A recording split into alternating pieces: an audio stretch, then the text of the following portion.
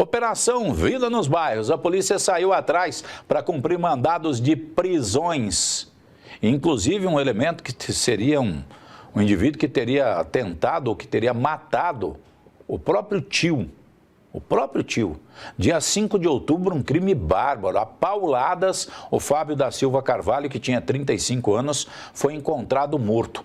A polícia foi até a casa dele e chegou lá a irmã, que tinha saído da residência, que tinha sido expulsa de lá, disse a ele assim, disse a polícia assim, inclusive falou isso para mim na entrevista, que ela estava sendo agredida pelo irmão, que era noiado, que era drogado, e alguém, quando ela começou a gritar, entrou na casa para acudi-la, para socorrê-la. E aí ela conseguiu escapar levando a filha. O irmão estava até preparando uma panela com água fervendo para jogar nas duas.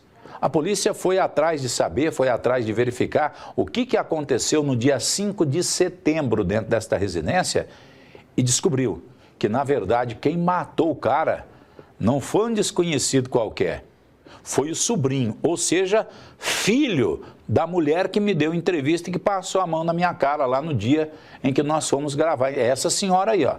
Ela mentiu para mim lá no dia em que nós fomos, porque ela falou que não sabia quem que era a pessoa, ela ficou nervosa na hora. Era o filho dela que tinha entrado na casa para matar o próprio tio. Agora, saiu uma ordem judicial para que ele fosse engatado.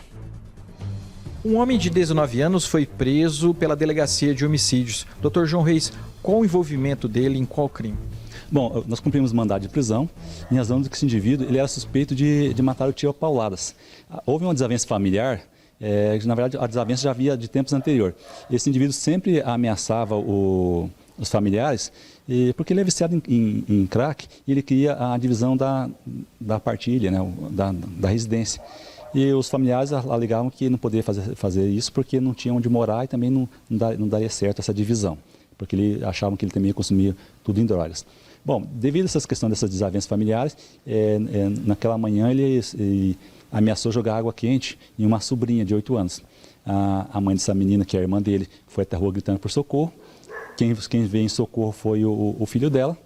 E esse filho entrou na residência armado com um pedaço de madeira, um caibro, e espancou o tio até a morte. Só que ele alegou que foi legítima defesa. Porém, não convence isso.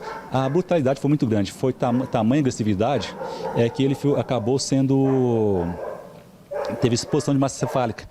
Tamanha agressividade. Em razão disso, eu representei pela prisão preventiva, concluí o inquérito, representei pela prisão preventiva, foi decretado pela primeira vara criminal e hoje nós acabamos fazendo o cumprimento desse mandado. Em depoimento, o suspeito alegou que teria agido em legítima defesa. Ele alega que o tio avançou sobre ele, né, com a faca e ele acabou se defendendo. Mas o contexto da investigação demonstrou que ele altera a verdade dos fatos.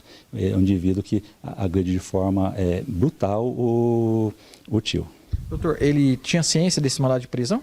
Não, ele não tinha ciência, nós fomos fazer esse mandado de prisão. No momento que ele foi feita uma abordagem, ele não tinha nada de ilícito, no momento que ele foi cientificado desse mandado de prisão, ele reagiu, investiu contra as equipes, saiu correndo, as equipes tiveram que correr atrás dele. Já no momento efetuamos disparo de arma de fogo para poder, não na direção dele especificamente, mas próximo para ele poder acalmar. Aí ele parou, mas quando nós chegamos perto para tentar fazer o algemamento, ele reagiu de forma física, investiu contra as equipes, tivemos que imobilizá-lo, né, aí com uso de força física. Ele até ficou com uma lesão ali no rosto, mas porque ele realmente reagiu e investiu contra a equipe policial e não aceitava o algemamento. O delegado informou como os policiais chegaram até o suspeito do homicídio para cumprir o mandado de prisão. Bom, durante a operação Vida nos Bairros, nós estávamos na região leste, chegou a informação de que havia saído o mandado de prisão dele para nós. Em razão disso, nós nos deslocamos do bairro onde estava, na região leste, e fomos até a região sul da cidade, no bairro Franciscato. Quando nós chegamos no local, ele estava em frente à residência, né, com outras pessoas, e aí nós fizemos essa abordagem, ele não tinha visto, aí fomos dar ciência para ele do mandado de prisão. Foi nesse momento que ele se transformou totalmente, né? Talvez até isso explique o comportamento dele agressivo com o tio, porque assim, ele estava calmo, de uma hora para outra o comportamento dele explodiu em ira, ele avançou contra nós tivemos que imobilizá-lo mesmo com força física, não é comum a gente imobilizar dessa maneira, até ele ficou com uma lesão, porque realmente o rapaz, ele parece que ele se transformou. Imagina uma pessoa que está calma, de uma hora para outra, explode em violência, numa fúria total. Segundo o delegado, ele foi para atendimento médico na UPA e posteriormente encaminhado para o CIT. Sim, nós vamos levar primeiramente para atendimento médico, depois para a carceragem, porque ele não tem como entrar na carceragem com o sangramento que ele ficou na região de rosto. Ele precisa passar por uma avaliação médica, vai ser feito ali um curativo, mas não é nada grave, mas nós não podemos encaminhar alguém para uma carceragem com algum ferimento. Ele precisa passar primeiro pelo atendimento médico.